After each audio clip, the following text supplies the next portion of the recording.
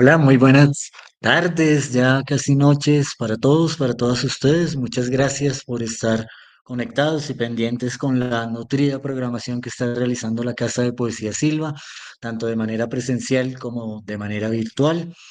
Eh, a partir de todas estas actividades, pues recuerden seguir a la Casa de Poesía Silva en todas y cada una de sus redes, a través de Instagram, a través de Facebook, a través de TikTok incluso, para que estén muy pendientes de toda la actividad que estamos desarrollando. Hoy vamos a tener una charla al respecto de un tema que es fundamental en esto de la poesía, que es justamente el ejercicio de la traducción de poesía. En alguna entrevista, cuando le preguntaron a Robert Frost qué es poesía, justamente él va a contestar sin ninguna duda, poesía es lo que se pierde en la traducción. Hoy nos acompaña Juan Arabia, él es poeta, él es traductor, es crítico literario y es justamente fundador de Buenos Aires Poetry. Nos va a acompañar hoy para hablar al respecto justamente de la labor de la traducción de poesía. Y para moderar la charla nos acompaña Edinson Aladino, él es escritor, es crítico literario y nos va a estar aquí acompañando justamente para desarrollar y adelantar toda la charla al respecto de la traducción de poesía. Edinson, Juan, bienvenidos a la Casa de Poesía Silva, a las actividades que estamos realizando. Para nosotros es un placer contar con su presencia y realmente estamos muy interesados en escucharlos. Así que no me tomo más la palabra, los dejo en su casa, que es la Casa de la Poesía y que es la casa de todos. Gracias. Muchísimas gracias, Rodolfo. Bueno, pues muy buenas tardes a todas y a todos. Muchísimas gracias.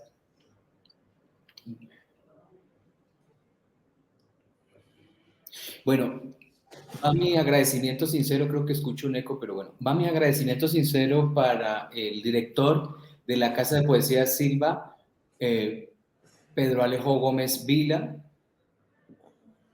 y agradecemos a Alma Castro Chávez y a Rodolfo Ramírez Soto por la generosidad de habernos invitado a departir esta tarde sobre poesía y traducción.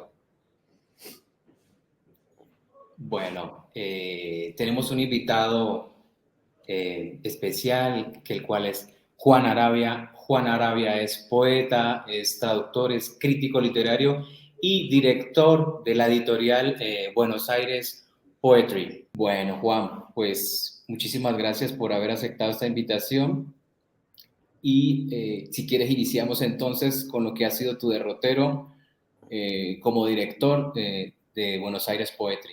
¿Va? Y eso, la verdad que empezó, por ejemplo, en materia de traducción, en empezar a tratar de hacer los libros que tenía ganas de leer y que no estaban en el mercado. Me sigue pasando bastante. Generalmente, no sé si es por una cuestión de tradición o en sí, me parece que la poesía abarca muchos espacios y muchos idiomas y por supuesto que lo que se ha traducido fue mucho, pero todavía me sigue pasando, que veo que hay autores que todavía me inquietan y que no existen libros en nuestro mercado. Por supuesto que los que puedo de alguna forma ayudar con la traducción, lo hago. Y en general fue básicamente ese el proyecto tanto de la revista como de la editorial, es decir, publicar y encontrar como un lector fan lo que no está, digamos. Eso sería básicamente. Entonces, en principio, en las selecciones de los libros, por lo menos de lo que es la traducción, se puede ver claramente lo que estoy diciendo porque, por ejemplo, los libros que yo traduje de Rapound son los que no estaban en nuestro idioma, entonces opté por esos. De repente opté, volvamos en el caso de Rimbaud, eso fue quizá una elección personal por ver que las traducciones que estaban circulando después de estar en Charleville, etcétera, me parecían que no eran buenas, me parecía que hacía falta una buena traducción, digamos, que legitime al verdadero Rimbaud.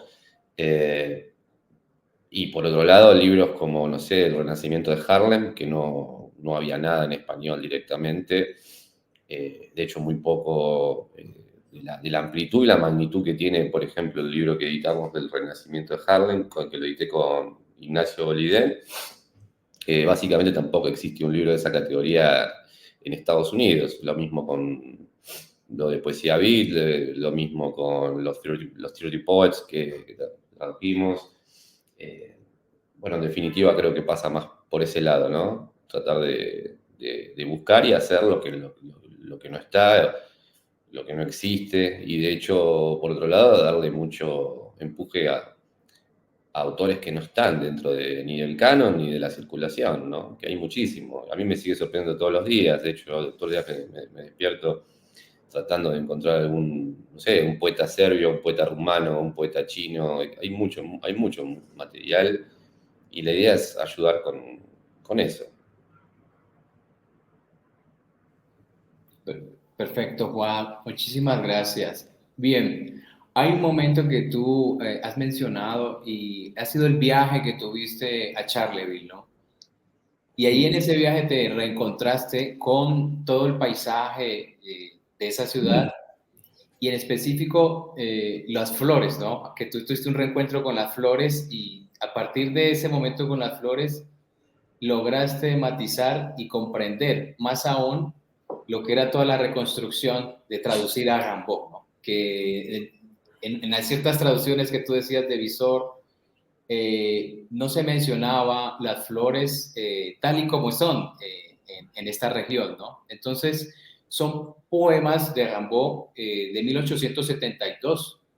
Entonces, quisiera preguntarte acerca de ese momento que tuviste en Charleville y cómo ese momento ayudó para que tú tuvieras otra apreciación de la poesía de Arthur Rimbaud.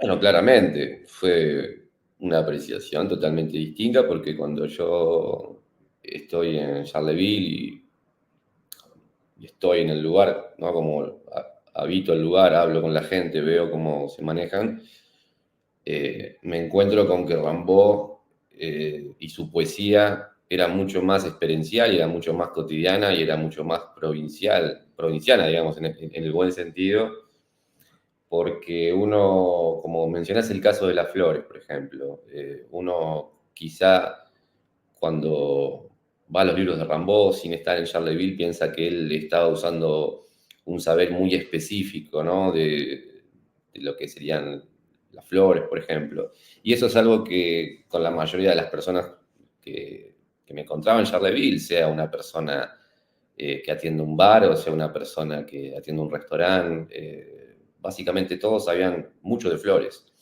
muchísimo de flores, de las especies que estaban ahí o de otras más exóticas o lo que fuere. Y esa fue una de las tantas cosas que fui encontrando, como que lo que parecía ser que Rimbaud, lo que parecía ser una erudición, ¿no? O algo de juvenil caprichoso de quererse, de querer meter más conocimiento en su poesía, era más bien saber cotidiano, específicamente saber cotidiano.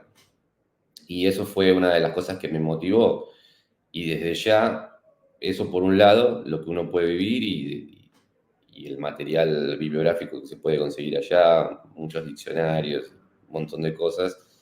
Entonces, cuando uno después lee las traducciones que estaban en aquel entonces, ya no recuerdo los traductores, pero digamos los nombres o sus trayectorias, pero de lo que sí estoy seguro de que no se metieron, digamos, de fondo en lo que es Rimbaud, básicamente. Por lo menos tomate el trabajo de ir a Charleville. Y bueno, y esas cosas fueron cosas que fueron fundamentales como para pensarlo después en por qué traducirlo, por qué hacerlo de nuevo en ese caso y por qué, no diría mejorarlo, pero no, por lo menos respetarlo y tratar de recuperar eso de su poesía,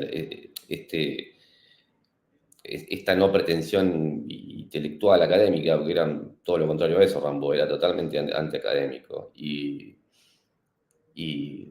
y muy experiencial, por otro lado, y muy involucrado así como estuvo involucrado con temas políticos en la comuna, etcétera, lo que vos podés evidenciar, que estaba muy involucrado, incluso más allá de, de que nos hizo pensar de que no le gustaba Charleville y que le parecía un pueblo chico, ¿no? Con mentalidades limitadas.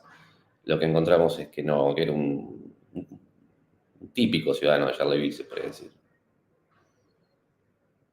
Hay un libro que tú tradujiste de Rimbaud que se titula Nuevos versos y canciones, y eso salió en 2015, marzo 2015.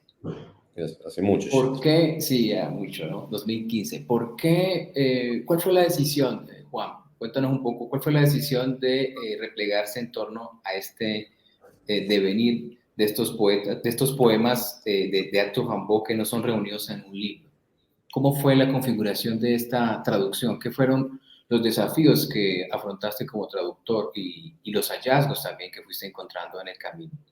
Bueno, en verdad lo que hay que considerar es que Rimbaud solo en vida publica Una temporada del infierno, digamos. Los demás libros fueron escritos muchas veces en cartas. Digamos que esta antología no es un nombre que inventé yo, es un nombre que inventaron en su momento unos editores franceses para publicar de Rimbaud y hacer una diferencia entre lo que fue los primeros poemas de él y lo que fue, digamos, previo a la temporada del infierno, básicamente cuando él se encuentra con Verlaine y de alguna forma empieza a requebrajar y hacer algunos cambios de la métrica, ¿no? Y de las rimas tradicionales, que por lo tanto imperaban del Parnaso, pero por lo menos todavía influenciando su primera etapa.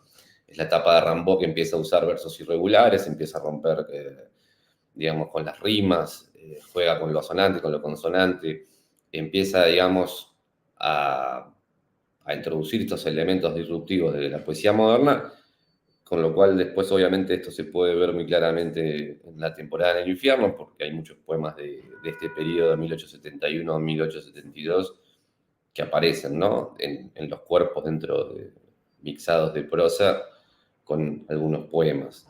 Básicamente la lección fue esa, me parece todavía que es, por lo menos a mí lo que más me gustó de él, por como te digo, me parece que es cuando empieza a romper con la tradición, pero a la vez sigue, ¿no? Estando con un pie dentro de ella. Me parece que es ahí donde se puede ver el verdadero trabajo del poeta, ¿no? Porque si así después se pasa a lo que hizo en la temporada, quizá, si bien es mucho más arriesgado, y si bien es fundamental, digamos, para lo que fue el desarrollo de la poesía moderna, no lo digo yo, lo puede decir un poeta como John Ashbery, o lo que después pasó con los demás libros, me parece que sí, que ese es el momento donde, digamos, aparte, ¿no? Como uno como poeta, como traductor, más donde puede insertarse dentro y fuera de la tradición, ¿no? Es decir, ver por qué elemento, ¿no? verdadero en la poesía. Podemos volver a Pound, decir qué pasa con el verso blanco, digamos, ¿no? Y en Rimbaud lo que impera es la música, más que lo que denota luego lo que es la métrica o la rima estricta, digamos, que serían los parámetros de la tradición. En Rimbaud hay un fuerte, si bien rompe, ¿no? con las estructuras, sigue todavía inmerso en una música, y entonces ahí es donde podemos entender su concepción poética, igual que Rapound, digamos. En Rapound vemos distinto, con más capas, más adelanto, es otra época ya, pero cuando es Rapound critica a Milton, por ejemplo, lo que critica es que estamos hablando de un poeta que él lo llamaba la oreja de burro porque lo que había respetado la tradición era la métrica, digamos, y no la rima.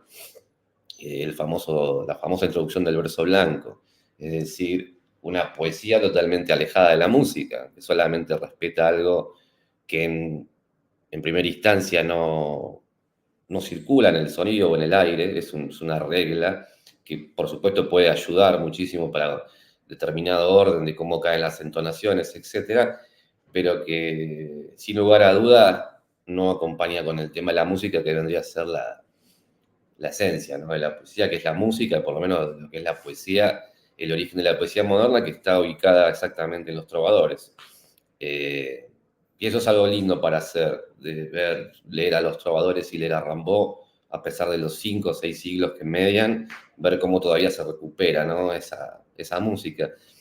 Desde Jacques Pound eso se ve más porque trabajó mucho, ¿no?, con la poesía occitana, etc.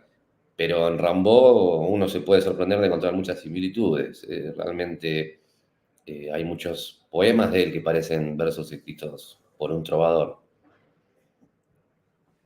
Bien, si quieres, ya que empezaste a introducir el tema de Pound, hay un libro que está allí en Buenos Aires Poetry sobre Pound, publicado en junio de este año, 2024, y se llama Traducciones, ¿no?, que son las traducciones de Pound. Borges decía de Pound, aunque no era muy afín a Pound, pero decía que Borges decía que Pound era un traductor de esencias, ¿no? Era un traductor de esencias. Y yo quería preguntarte cómo fue el proceso también igual, ¿no? ¿Cómo fue ese proceso de llegar a Pound, de compaginar a este autor que, vaya, es omnímodo, ¿no? Es la obra de Pound, nomás los cantos. Pound en sí mismo es una literatura, ¿no?, los cantos de Pound. Entonces, es un autor omnímodo, totalizante. ¿Cómo llegaste, ¿no?, a esa finura para poder traducir a un maestro de la traducción que precisamente es Pound? ¿Cómo llegué a Pound? Eso, ¿cómo llegaste a Japón y después cómo fue el proceso de traducirlo? La verdad que no me acuerdo cómo llegué a Ezra Pound, digamos. Siempre fue un poeta famoso, digamos, por lo menos para lo que es el círculo, cuando uno es un lector activo de poesía. Es decir, había leído muchos otros poetas antes que a Ezra Pound, y Ezra Pound era uno de los poetas que tenía que leer en algún momento, desde ya lo sabía, pero lo que sí te podría decir que lo que a los 20 y pico de años, no recuerdo exactamente, debe haber sido a los 20, 22 años, supongamos, ya había leído mucha poesía, ya había escrito, pero seguramente había leído algún que otro poema aislado de Rapound, pero cuando compré una antología y realmente leía Rapound, era una antología que reunía, digamos, los poemas anteriores, por supuesto, a los cantos, porque eso no era. Pero lo que sí me acuerdo de esa poesía, a diferencia de toda la poesía que había leído, incluida la de Rimbaud, por lo menos una parte, no digo la totalidad porque tiene bastante de ese germen, es que no comprendía lo que leía, pero a la vez había algo que me gustaba de eso. Y eso fue algo que, bueno, me pareció algo parecido con Borges, cuando leí primera vez Borges, cuando uno lee por primera vez a Borges las ficciones, lee un cuento o el segundo y siente que no entiende, y cuando lee el tercero o el cuarto se da cuenta que en ese sinsentido hay un sentido. Estamos comparando dos cosas distintas porque los cuentos de Borges tienen una finalidad denotativa, pero yo tengo el recuerdo de eso, de Pound, por primera vez leer algo hermético que me invitaba a la relectura. Esta cosa de leer un poema 20, 30 veces, que a veces por suerte me sigue pasando, digamos, anoche me pasó, o antenoche con un poema de John Berryman, digamos, hoy un poema que lo lees 20, 30 veces y te deja dentro y sigue creciendo. Y esto fue, creo que, la primera, digamos, que podría decir que me pasó algo así fuerte fue con Ezra Pound, y eso fue lo que me gustó de él. Y eso fue lo que me hizo, por supuesto, seguir. Pero la vocación de traducción de los textos, yo siempre lo digo cuando me ha pasado en entrevistas, a mí me pasó con Marilyn Manson. A los 12, 13 años yo quería saber qué decían sus canciones, porque no había traducciones disponibles. Me interesaba saber qué decía, o me pasaba lo mismo con Nirvana, quería ver qué decían esas canciones. Y de alguna forma, bueno, eso se fue prolongando, digamos, hasta el día de hoy. No sé si te contesté algo con eso de Pound. Yo tengo ese recuerdo de Pound. de su primera lectura, digamos. Perfecto. ¿Y cómo llegaste, por ejemplo, ahí Arthur Waley decía que Pound tradujo muy bien los poemas chinos? Sí, Y bueno, en el caso de Pound, pues no era un sinólogo, ¿no? Como tal, no era un sinólogo. Y vemos que traduce poetas chinos y lo hace de una manera magistral e introduce otra dinámica de lo que es la traducción.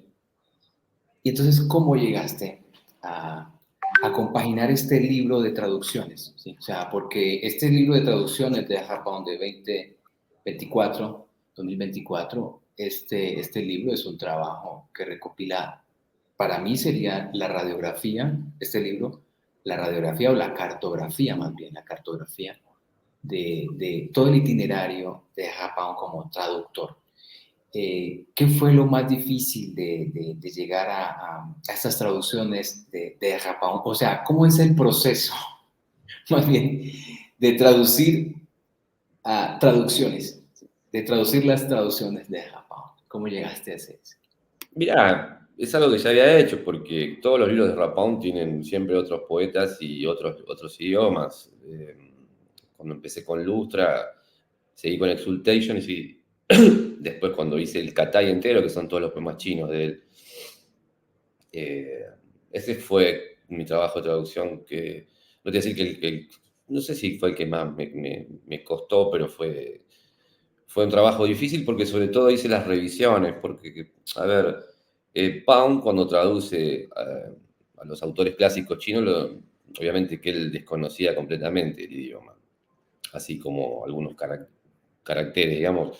Él trabajó con las traducciones de Fenollosa. Fenollosa le dejó para cada verso en chino una posible traducción, digamos, articulada. Lo que hizo Pound fue rearmar esas versiones que ya estaban, ubicarlas mejor en el idioma inglés, darle una música distinta, introducir, por ejemplo, pausas versales, son light breaks, digamos, que es un elemento de la poesía moderna, que son la poesía china no existía, y en las versiones de Pound leemos eso. Digamos, a tu pregunta, de hecho, cualquier poema de Pound está contaminado siempre de otra poesía, es puramente metaliterario. De hecho, hay muchos poemas que firma como si fueran de él y son traducciones, en verdad, del provenzal o del griego. De manera que con Pound era un ejercicio que conocía, por lo menos para este último libro que preguntás.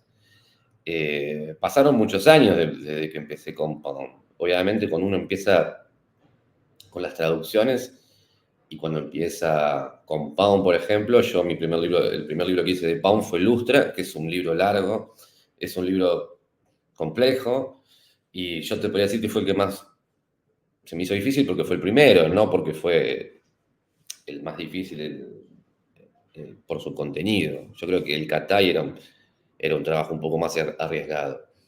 Pero como podría decirte eso, como que con Pound es algo que ya estaba siempre en él, ¿no? Eh, Desde a partir de Lustra, cualquier poemario que uno quiera traducir de él, incluso un poema aislado. Son muy pocos los poemas de Pound que podamos decir que realmente son de él, en el buen sentido lo digo. Son muy pocas las creaciones poéticas de Pound que, que denotan que son poemas de una sentada, digamos, ¿no? Si un poema a lo Kerouac, por así decirlo, o un poema beat, ¿no? O un poema de Bukowski. Son generalmente ejercicios y traducciones literarias. Tiene poemas, por supuesto, de esta categoría, pero son los menos, y son los menos, la verdad. Así que en ese sentido me resultó bastante sencillo este último libro porque fue una antología. Las antologías siempre son más sencillas porque uno puede escoger lo que tiene que traducir.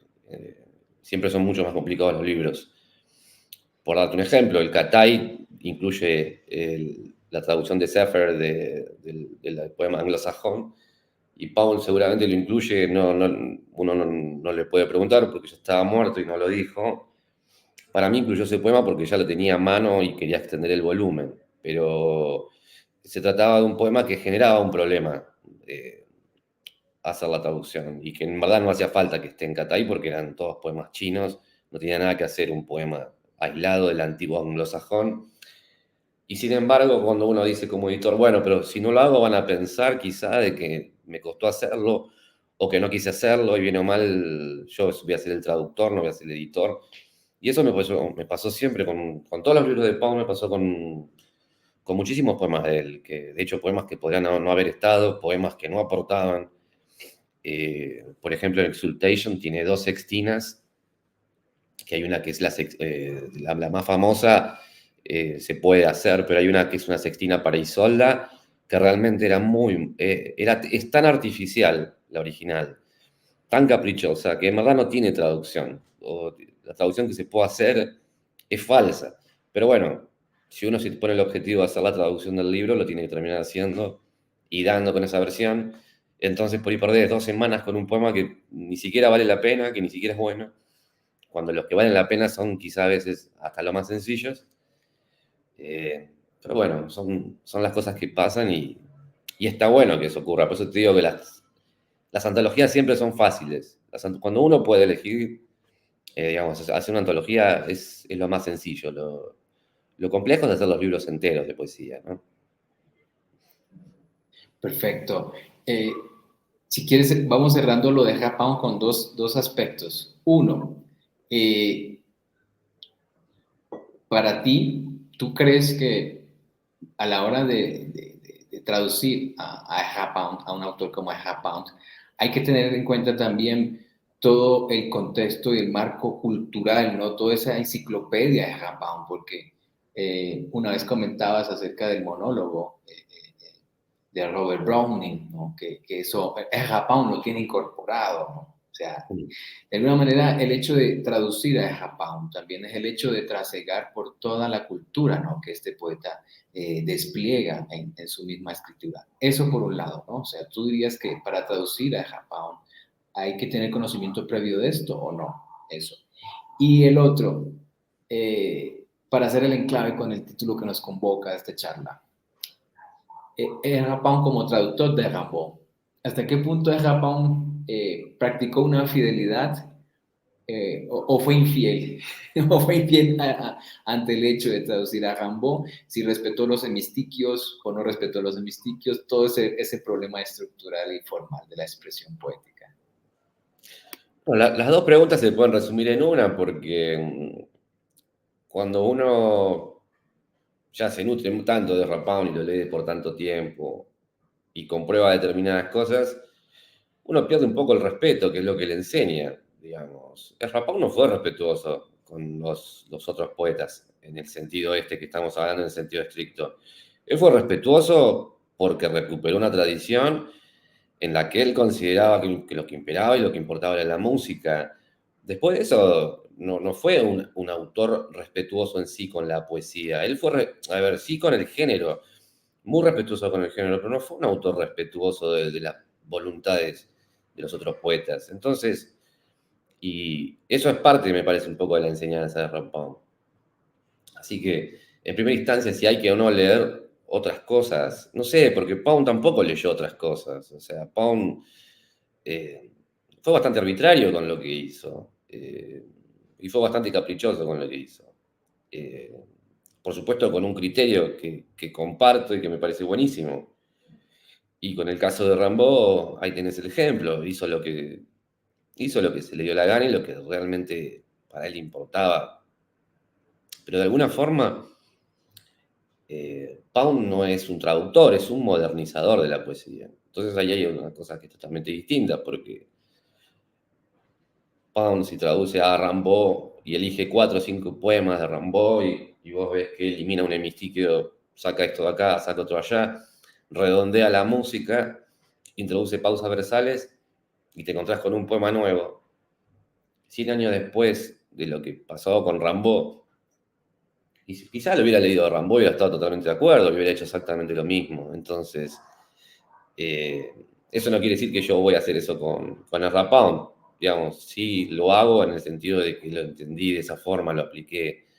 Todavía, digamos, no cometí el hecho de agarrar un poema de Pound y hacer lo que yo quiera, pero pero al ver este tipo de cosas que las que estoy hablando, me fui soltando más y empecé a tomar decisiones más rápidas. Es decir, si lo que importa es realmente la música, lo que importa es que la traducción se lea bien, no se rompa, etcétera, etcétera, me parece más importante que el poema se lea bien que, que otra cosa. Estamos hablando de ritmo, estamos hablando de música, ¿no?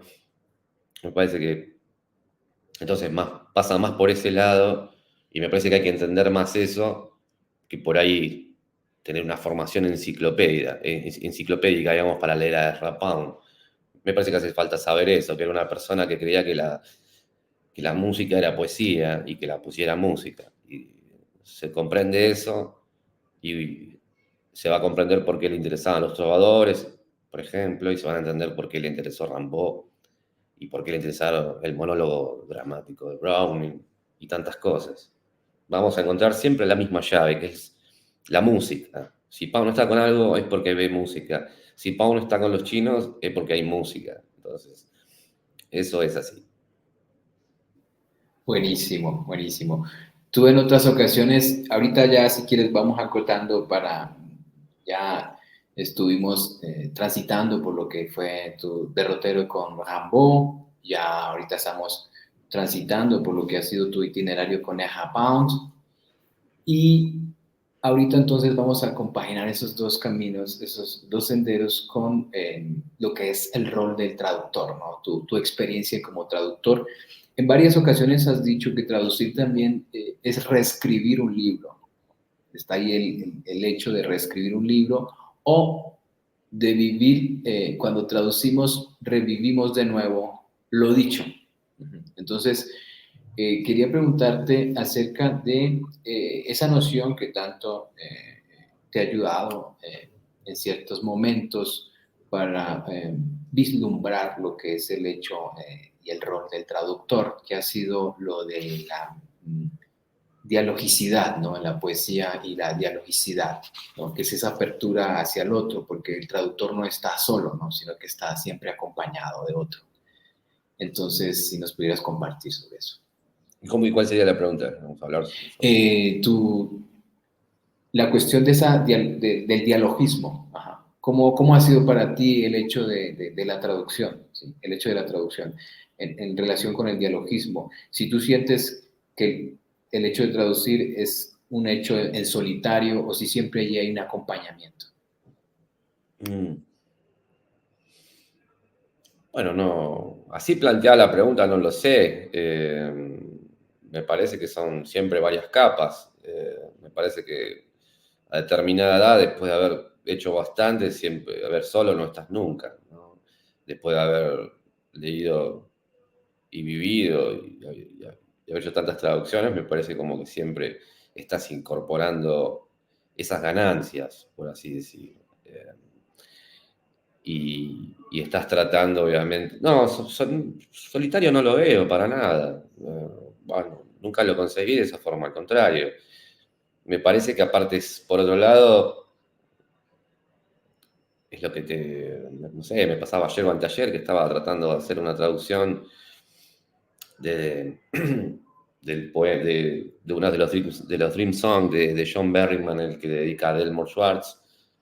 Y era exactamente lo mismo, digamos, era como en verdad, más que hacer una traducción, era ver qué estaba tratando de decir Berryman, ¿no? Y de qué forma musical, y a la vez tratando de decir, bueno, para hacer una versión en español,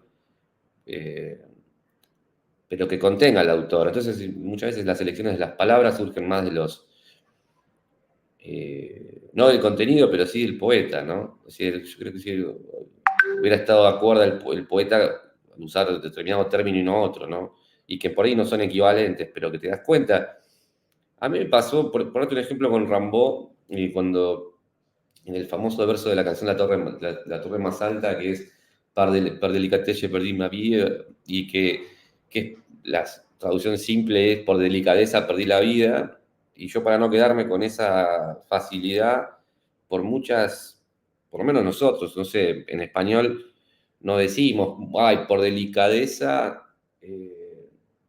me fue mal en la vida, por delicadeza rompí por mi mujer, por delicadeza, no hice lo que tuve ganas. Uno no dice por delicadeza, pero la palabra es y funciona, delicatez es delicadeza. Y a mí se me ha ocurrido que una posible traducción de ese verso de Rimbaud era por obediencia me perdí la vida, porque él está empleando la delicadeza en términos de decir por delicadeza me perdí la vida, digamos, una delicatez, o sea, por delicadeza es decir por ser cuidadoso, es decir, por ser cumplidor, o es decir, por ser obediente, digamos, el sentido sería ese, y no simplemente por delicadeza.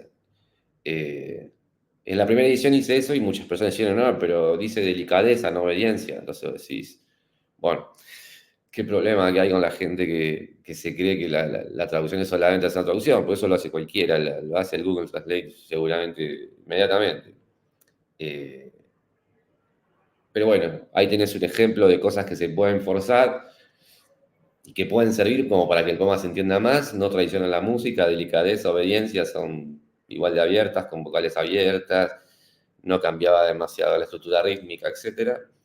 Y hoy día ya más no me importa mucho lo que piensen por ahí los demás, lo que puedan opinar, la verdad que no me interesa, porque lo que me importa es, como decía William, trabajar en el poema máquina, digamos, es toda una estructura donde cada cosa está acomodada de determinada forma y cada elección de palabra se complementa con otra. Entonces, si hay alguna traición o alguna cosa que por ahí no es literal, lo más posible es que sea voluntaria por parte del traductor. Y bueno, por supuesto que puede uno cometer equivocaciones, puede pasar desde ya. Yo no, por lo menos así el libro impreso no encontré así nada erróneo, pero sí pude haber encontrado cosas que sí, bueno, esto lo podría haber hecho mejor de esta forma, digamos, etc. Pero bueno, hay todo ahí, un montón de cosas. Pero volviendo esencialmente, me parece que sí es un trabajo conjunto y que sí lo haces con el poeta, porque de alguna forma, al tratar de, como decías, de revivir el poema, lo estás tratando de hacer en la voz o en el léxico de por sí del autor, ¿no? Así, bueno, ¿qué palabra iría mejor en español, ¿no? Si el poema fuera en español. Esa, bueno, fue una de las discusiones de Pound, que tendrían que ser los cantares, ¿no? De los cantos, sino los cantos. Eso fue una elección de Pound. A Pound le gustaban los cantares en español, no le gustaban los cantos, o las canciones, por así decir. Para él eran los cantares. Él lo asemejaba con los cantares porque él lo quería asemejar con la literatura medieval española, porque él, de hecho, cuando llega a los trovadores fue por un viaje a España, fue por Lope de Vega, y a él le quedó la palabra cantares y le gustaba cantares, o sea que en la cabeza de él, de cantos, son cantares, ¿no? Y no los cantos. Bien, Juan. Ya para ir compaginando entonces todo este camino que se ha ido trazando en torno a las traducciones sobre dos grandes poetas, como lo fueron y como lo siguen siendo Arthur Rimbaud y Ezra Pound. ¿Por qué? ¿Por qué traducir? ¿Sí? ¿Por qué es tan importante traducir? Eso que nos lo compartas, porque todo el tiempo cuando vemos la producción y la maquinaria de la editorial Buenos Aires Poetry, es todo el tiempo estás desplegando y estás compartiendo, estás donando. Todo el tiempo tu editorial, tu revista está donando traducciones de diferentes Ya no donamos más, autores. ya cobramos ¿Cómo? todo. No, sí, fue una buena broma, digamos, en el sentido por un momento se donó mucho, me parece que es un trabajo, ¿no? Importante. Fíjate que cuando le pregunté a John Ashbery por qué había hecho las traducciones de Rimbaud, de un poeta como Ashbery, de la magnitud de él, y esperaba una respuesta de índole totalmente simbólica, totalmente literaria, me dijo, lo hice por dinero. Yo en mi caso no, lo que yo hago no lo hago por dinero, digamos. Se puede transformar en dinero, como decía John Berryman, money is external, o sea, el dinero es algo externo. Nunca decido qué libro publicar por un tema de ganancia económica. Es básicamente, no lo pienso de esa forma, pienso en qué libro falta. pensar, pero de todas formas igual se puede cobrar eso, por más que no lo quiera comprar nadie, tiene un precio. Eso es lo que estaba diciendo, digamos. Pero, ¿cuál era así la pregunta antes de interrumpir con la broma? No, de hecho, Que no fuera todo una donación, que en su momento sí lo fue, digamos, en pandemia se liberaron muchos libros, está más mixado con eso, pero en el último tiempo me pareció que por lo menos en el campo latinoamericano faltaba bastante un tema de lo que es la profesionalización de la traducción y de la poesía, y eso se ve mucho en revistas de afuera, en revistas en Inglaterra, en Estados Unidos, en Europa, mismo en China. Me parece que introduce un elemento más de profesionalismo. Y te digo la verdad, yo prefiero que las traducciones la lean los suscriptores, que son lectores activos de poesía, que tener la obligación o la misión de tener que ser yo el editor que tengo que andar invitando a las masas a que se acerquen a la poesía. No, digamos, es un trabajo como cualquier otro y mi idea es poder vivir de eso y no tener que hacer otra cosa. Entonces, me parece que lo que se propone de Buenos Aires Poetry es levantar un poco el nivel e ir a, a rescatar esas voces que no están y, por supuesto, despertar el interés de nuevos lectores, que creo que siempre va a haber. Creo que la gente joven siempre está atenta. Pero creo que por otro lado hay que hacerlo de una forma más profesional, no es un hobby, digamos, esto, ¿no? Esto es algo que es como un poco decir, esto no... Muchos poetas lo dicen, ¿no? Esto es mi vida, no es otra cosa. Esto es mi vida y tu vida, bueno, con todos los matices que tiene tu vida. Tiene matices como lo que te comentaba John Ashbery, tiene matices económicos, matices simbólicos, matices afectivos. Está bueno cuando se va dando todo eso junto, ¿no? Bien, Juan, creo que voy a hacer una última pregunta para que le demos paso a todo el público que nos escucha y sería la siguiente. Una mirada ahorita en retrospectiva, es decir, Juan Arabia de hoy, ¿sí? ¿Qué rescataría del Juan Arabia que inició traduciendo? ¿Sí? Y qué ha ido adquiriendo con el tiempo en ese hecho noble, en ese hecho humilde y en ese hecho tan notable y tan necesario como lo es la traducción? Bueno, yo siempre rescataría cosas mías de joven, tanto en la poesía como en la traducción, como en la vida, ¿no? Sobre todo la honestidad y la honestidad de esas primeras cosas y el salvajismo, por supuesto, de esas cosas. Porque el salvajismo está tanto en el pensamiento de decir, cuando tenés 20 y pico de años, decir, voy a hacer una traducción de Rimbaud, y vos decís, ¿y cómo te vas a meter en algo así? O sea, básicamente, ¿quién te crees que sos que puedes hacer algo así? Cuando sos más joven o sos más adolescente, tenés esas preguntas, ¿no? Si soy capaz, estoy a la altura. A veces cuando vos me preguntabas recién por el Rapound, y yo ya digo, y es Rapound para mí es como hablar con mi hijo, ¿no?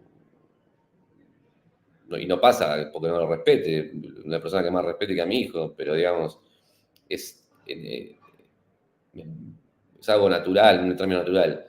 Yo me parece que eso estaba bueno, que eso, bueno, lo vas perdiendo y es lindo cuando empezás con eso y cuando tenés la humildad y cuando te enroscas por ahí por un verso 3, 4 semanas y hoy día por ahí decís, ya, esto se resuelve porque se tiene que resolver de esta forma y no hay otra. Y el salvajismo poético de la juventud que se va perdiendo con el paso de los años, con el inevitable aburguesamiento de la vida. Esas son cosas que se extrañan. Y si fuera al revés, le diría, al Juan joven que no se preocupe tanto por la plata, de alguna forma va a sobrevivir. O que de alguna forma va a sobrevivir, porque cuando dedicarte a esto de lleno, de verdad, como el plan A, es algo que te puede salir bien o te puede haber salido mal y podría haber terminado en cualquier cosa. Y eso por otro lado ahora estoy un poco más a salvo de ese tipo de pensamiento o de cosas, ¿no? Cuando haces una editorial de poesía o una revista de poesía, a mí me dio como que a los 20 y pico de años y no tenés recursos, el mundo piensa que seguís buscando excusas como para no seguir siendo Peter Pan, ¿no? Básicamente. Y cuando vos estás tratando de hacer algo que realmente querés hacerlo bien, ¿no? Y sentís que podés hacerlo de una forma profesional, entonces, por ahí en 20 años, yo ahora tengo 41, quizás entre los 20 y los 40 pasa un poco eso. Perfecto, muchísimas gracias, Juan, por todo este acopio de vida, por todo este acopio vital en relación con la poesía y la traducción. Entonces, ahorita abrimos este espacio para quienes nos escuchan, quienes nos ven. Abrimos este espacio para que hagan preguntas, le hagan preguntas a Juan eh, de cualquier perspectiva, ¿no? De lo que. Por aquí mencionan algo, Juan. Alejandro dice lo siguiente, ¿no? Pone en la balanza y dice, ¿Valéry o Baudelaire? Esa es la pregunta que te hacen. No, Baudelaire, sin ninguna duda. En lo que a mí respecta, por lo menos. De hecho, hiciste unas traducciones, ¿no? Recientemente, unas traducciones de Baudelaire, ¿no? ¿Cómo ha sido la experiencia con Baudelaire para ti? Mira, lo hice más porque siempre me permito, en mis espacios de lectura, volver a los clásicos. Digo, con Baudelaire, al releer Las Flores del Mal, hice 2 o 3 traducciones de lo que más me gustaban, o más me gustaron, digamos. Y con Baudelaire, no, es un poeta muy musical, es un poeta perfecto. ¿Verdad? Baudelaire no se merece ninguna traducción. Está perfecto como está. Sin embargo, traté de hacer algo correcto y que se pueda leer y que pueda recuperar ese espíritu fresco de Baudelaire. Pero no me parece un poeta no es un poeta complejo, ya Rimbaud lo decía. Rimbaud decía eso, Baudelaire, que era el primer poeta evidente, pero que fue muy mezquino en su forma, porque fue muy mezquino en el sentido de que estuvo muy inmerso y estuvo muy involucrado con la tradición de su entonces, ¿no? Él cumplió con el soneto tal y como se concebía en su entorno, él cumplió con las expectativas del arte poética de su entorno, él rompió la temática, rompió algunas estructuras musicales, digamos, pero rompió con el tema, no rompió con la forma, ¿no? Él fue como dice Rimbaud, lo dijo perfectamente, fue el primer poeta evidente, pero fue mezquino en sus formas. Muy bien. Juan, aquí María Clara Rambao pregunta lo siguiente. Teniendo en cuenta el ejercicio de traducir, ¿cuál de los poemas traducidos de estos dos autores, de Rimbaud y de Errapins, ha impactado en su vida?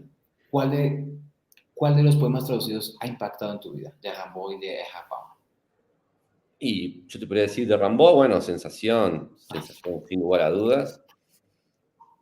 Y de Rapán, provincia de cerca, porque cuando estuve en Carcassonne y subí por el castillo, me volvió todo ese poema, la estructura sobre en mi cabeza y fue un momento muy, muy lindo. Y de hecho después, inmediatamente cuando bajé del castillo, empecé con un nuevo poema que después terminó en un nuevo libro que se llama Hacia Carcassonne. Y te podría decir que por lo menos de esos dos poetas, esos dos poemas me acompañaron siempre. Fueron poemas muy importantes. Muchísimas gracias, Juan. Aquí pregunta Angélica Sierra. Es una pregunta didáctica, ¿no? ¿Algún consejo para orientar a los niños hacia la poesía? Es raro porque me parece que Lo que no hay que orientarlos a los niños es a la determinación lingüística. Es decir, que estructuralmente los niños, y te lo digo porque tengo un nene de 2 años, cada día está menos poético porque cada día habla más idiomas, entonces, y especialmente quizá en uno. Está comprobado que los niños tienen la capacidad del año 0 al año 5, tienen la capacidad de absorber una cantidad de idiomas infinitas, mucho más que cuando se pasan determinadas edades. Y tienen plasticidades, cuando no desconocen la institución idiomática, mucho más poéticas que nadie. Entonces, mi consejo sería no orientarlos a ser adultos en el sentido de no recaer en un idioma en el sentido institucional, sino que recuperar esta cuestión musical, ¿no? Esencial muchas veces, de expresar algo. Los niños son especialistas en expresar las cosas de acuerdo a sonidos, sin sentido, y lo hacen de forma maravillosa y cada uno lo hace de forma distinta. Yo con mi hijo reviví muchas palabras que de hecho hoy mismo las empleo y no son las palabras que corresponden. Voy a darte varios ejemplos, por ejemplo, a lo que son los garbanzos, los porotos o las lentejas, mi hijo les dice a babón y les dice a babón, digamos, y si uno piensa en eso, es una palabra, es un sonido, una palabra, es un sonido. Así que ese sería mi consejo. No orientarlos, digamos, no empujarlos a la palabra concreta, a la determinación, que es lo más alejado de la poesía, ¿no? Al sentido unidimensional, ¿no? De Maravilloso. que tanto habló Marcuse y la Escuela de Frankfurt, etc. Maravilloso. Hay una pregunta aquí de Alexander Espejo Ibáñez. Él dice: un saludo, mil gracias por la charla, y mi pregunta va enfocada a lo siguiente: ¿cómo te ha ido con el latín en los poemas de Rimbaud, aquellos de su etapa colegial especialmente? Bueno, yo eso no los traduje. No dejaron de ser igual juegos de Rimbaud, ¿no? Del latín, y muchas emulaciones y juegos, y tampoco es que Rimbaud tenía un conocimiento absoluto del latín. Es un poco la etapa más de Rimbaud de querer ser como el alumno deslumbrante, ¿no? Un poco que veamos que básicamente fue lo que después alejó Rimbaud, de ser el alumno brillante, el buen hijo de mamá, y se convirtió en un poeta que se escapaba de Charleville, se escapó del colegio, no terminó, de hecho se peleó con Isambard, que fue su maestro en la escuela y que le prestó los primeros libros. Así que bueno, en ese caso yo no trabajé con esos poemas de Rimbaud, que como te digo, fueron ejercicios escolares de él, que no tienen, digamos, un valor poético como los poemas que él escribe directamente en su idioma, básicamente. Por eso, pero no los traduje, así que no puedo decir cómo me fue. Perfecto. Aquí voy a unir dos preguntas de Alejandro, porque las dos preguntas tienen mucha relación, y dice lo siguiente, para seguir en sintonía con los poetas malditos. Dice: ¿por qué a los poetas malditos los catalogan como malditos? ¿Qué los hace malditos? Bueno, eso fue lo que hizo Verlaine fue la palabra que tiene un maudit, utilizó esa palabra, digamos, para hacer una antología que puso a Corbière y puso a Rimbaud y eso. La explicación, no sé si hay o no una explicación. Es un poco una etiqueta bastante arbitraria que utilizó Verlaine, de alguna forma bastante sensacionalista. Verlaine era bastante hacer eso. Me parece que buscó una simple etiqueta, no me parece que haga un elemento no maldito. En tal caso, la definición más básica sería que son poetas malditos porque de alguna forma se han dedicado o volcado su vida y su poesía hacia la maldición, ¿no? hacia el maudito, a lo que decía Rimbaud, esto del encrapuler, ¿no? Esto de encrapularse, esto de hacerse ir por el mal camino como para hacerse vidente de alguna forma, ¿no? Encrapular, poetas encrapulados sería un mejor término y más original que malditos, digamos, ¿no? Me parece. Poetas encrapulados. Muy bien. Hay una pregunta de Diego Felipe Huertas que dice, un saludo a Juan y a Edinson y te pregunta lo siguiente, Juan. ¿Hay algunos poetas colombianos que te hayan marcado?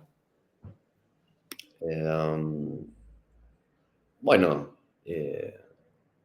estábamos hablando así, que me hayan así marcado como Rimbaud y como Rapound, quizás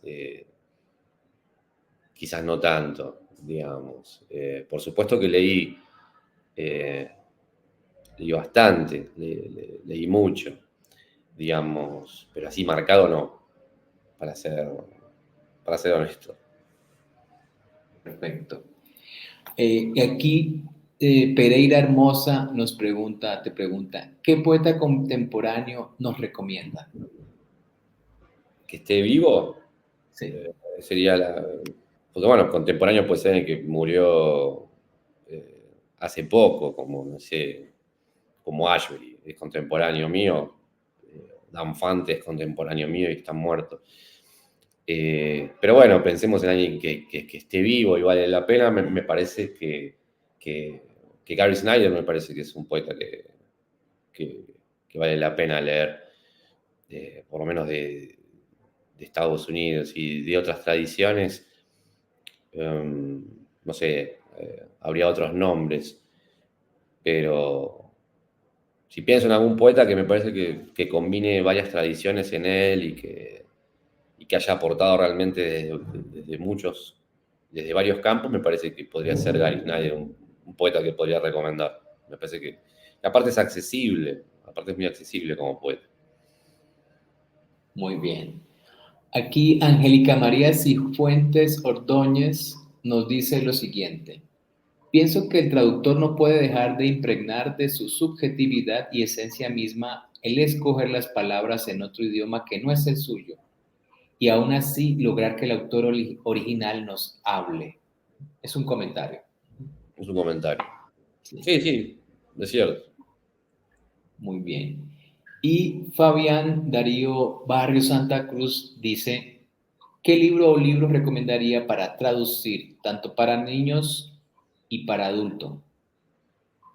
Que no estén las traducciones hechas. Mirá, lo tengo justo acá abajo. Este es un buen libro que haría falta, que ya salió algo. Este es un libro de Frank Stanford. Este lo recomiendo mucho. Salió hace muy poquito una edición, pero solamente de uno de sus libros, y hay muy poco en español. Así, Frank Stanford me parece que sería un Muy buen bien. poeta. Me parece que sería necesario y que quizá en algún momento haga algo para la revista ICE, pero bueno, me parece eso que hace falta. Excelente. Diana Laura Villasaña nos pregunta, saludos, ¿qué consejo tiene para aquellos que quieren comenzar a traducir poesía? Y que comiencen, ¿no? Que empiecen, sí. Que lo hagan sin pensar en si está bien o está mal, digamos. En definitiva, yo cuando empecé con eso era para aprender, digamos.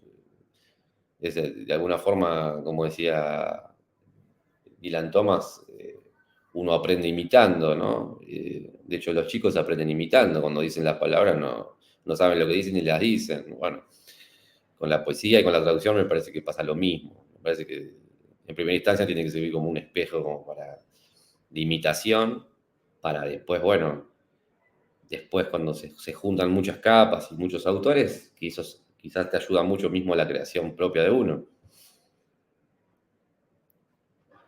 Muy bien.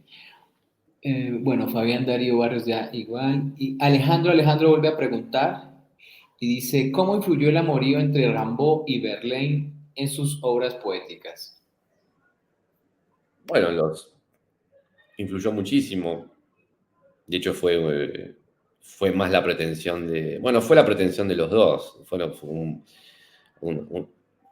cierto pacto, ¿no? Rimbaud de alguna forma lo quería desaburguesar al Verlaine y lo quería volver a ser un poeta, de esto que hablábamos un poco antes, ¿no? Volver un poco al salvajismo, y Verlaine de alguna forma lo ayudó muchísimo con la forma. Verlaine era un maestro en la forma de la poesía y lo ayudó muchísimo para poder seguir avanzando con eso. Por eso es interesante el libro este, ¿no? Los poemas del 1871-72, que son los momentos en que está con Verlaine y en el momento en el que Rimbaud más, se podría decir, que es el momento que más se luce, ¿no? En materia de forma poética. Y podemos decir lo mismo de Verlaine, que termina preso y todo, o sea, se luce como un verdadero encrapuler, mucho más encrapulado que Rimbaud casi, lo de Verlaine.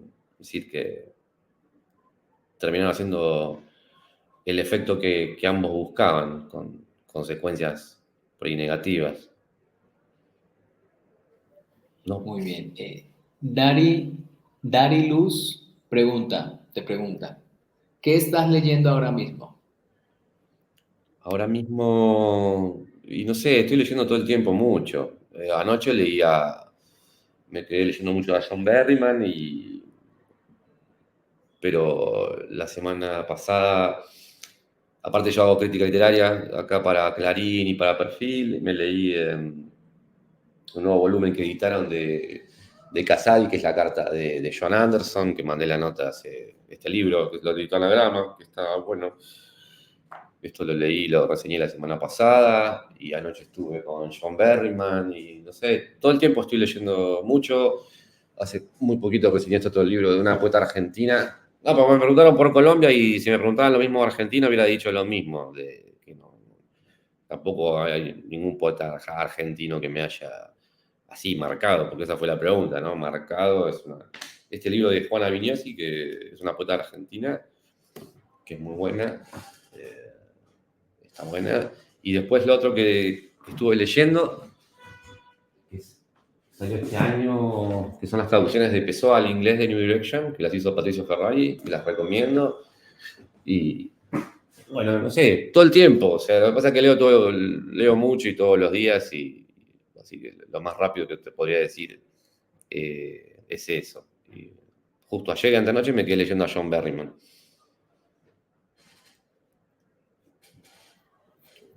Muy bien. Creo que ya no hay más preguntas del público. Sí, creo que ya no hay más. Y si quieres, entonces vamos cerrando. Vamos cerrando entonces este conversatorio, este diálogo de poesía y traducción. Rapin, Rimbaud, la poesía tiene la palabra, auspiciado por la Casa de Poesía Silva de Bogotá, Colombia. Si quieres, entonces vamos cerrando. Y por último, ¿qué quisieras añadir, Juan, referente a Rimbaud, referente a Rapin y referente a la relación entre poesía y traducción? Algo que nos quieras compartir y añadir finalmente. Yo creo que tocamos todos, digamos, los temas. Lo que traté, como vos me habías dicho, este tema lo había hablado hace unos años, no me acuerdo cuánto. Había tocado este tema de una forma mucho más, no, igual no fue, tampoco fue más formal, digamos, pero fue más fresca porque era más cercana al momento de emisión, ¿no? Digamos, había dado esa charla cuando estaba haciendo las traducciones de Pound, y estaba todo mucho más fresco, y esto ya pasó hace bastante tiempo, entonces lo pude hacer con mucha más frescura. Es decir, que el paso del tiempo es algo interesante para lo que es la traducción, para lo que es la poesía, y ir viendo lo que se fue dando. Me parece que con el tiempo es otra de las cosas que uno tiene que ir tomando, sobre todo para hablar y para llegar a nuevas conclusiones y a nuevas apreciaciones. Y el paso del tiempo, como te digo, a mí me generó una síntesis mucho más clara, ¿no? de estos procesos y de estos autores.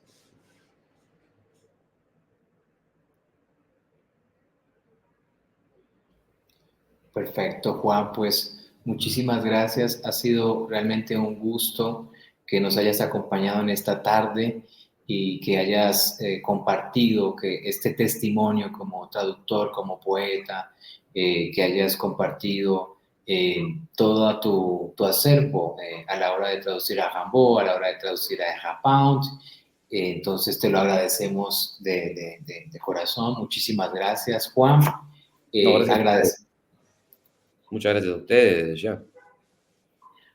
Y agradecemos a la Casa de Poesía Silva, la Poesía Tiene la Palabra, un saludo fraterno a Pedro Alejo Gómez Vila, director de la Casa de Poesía, un saludo fraterno a Alma Castro Chávez y a Rodolfo Ramírez Soto por brindarnos este espacio, darnos la oportunidad. Mil disculpas al inicio por la interrupción, mi computadora me hizo un extraño, así que ojalá que espero que lo editen. Y bueno, pues nos estaremos viendo en otra oportunidad. Que tengan feliz resto de tarde a todos los que nos escucharon y nos vieron en esta transmisión.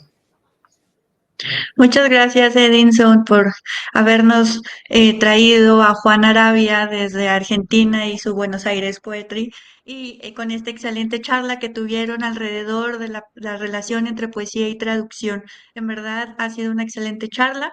Como bien dices, los agradecimientos también son a la inversa, son agradecimientos para ti, Edinson, que has sido ganador del Premio Casa de Poesía Silva el año pasado. Eres un colombiano, escritor, poeta que está radicado en México y bueno, y que está haciendo todos estos lazos con estas excelentes personas como lo es Juan Arabia, que nos está acompañando desde Argentina, y que los invitamos a que sigan su proyecto, a que se suman y se suscriban a esta gran página, que de verdad pueden acceder a excelentes contenidos desde las traducciones que ya escucharon y infinidad de poesía latinoamericana. No me queda más que extenderles la invitación a que se sumen el día de mañana de 4 a 6 de la tarde a nuestra tertulia, que estamos estudiando la historia de la poesía colombiana.